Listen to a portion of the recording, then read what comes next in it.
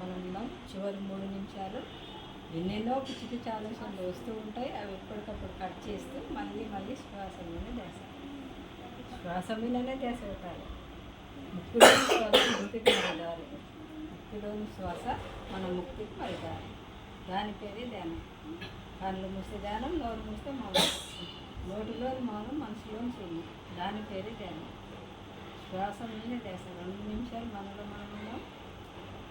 మన ఇంటి వచ్చేది మన శ్వాస, మన నీడ. చూడండి, దాన్ని గమనిస్తూ కూర్చున్నాం. ఇలా సైలెంట్గా కూర్చుంటే విశ్వశక్తి ఫ్లో అవుతూ ఉంటుంది. హాయిగా ప్రశాంతంగా మనలో మనం శ్వాస మీద ధ్యాస. ఎన్నో జన్మల పుణ్యఫలం చూడండి. మనం ఇట్లా కలుసుకున్నామంటే అది యోగడే అని వచ్చింది. అది యోగంగా కావాలి. మనం ఇట్లా కలుసుకున్నామంటే ఎంత పుణ్యం చూడండి. మనం ఇట్లా కలుసుకున్నామంటే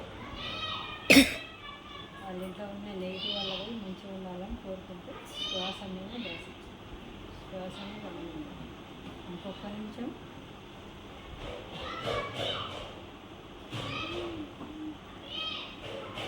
శ్వాసని గమనిద్దాం. 30 సెకండ్లు, 5 సెకండ్లు. ఓకే అమ్మా, ఎవరి చేతులు వాళ్ళ కళ్ళ మీద పెట్టుకొని చేతులను చూస్తే మెల్ల 5, 4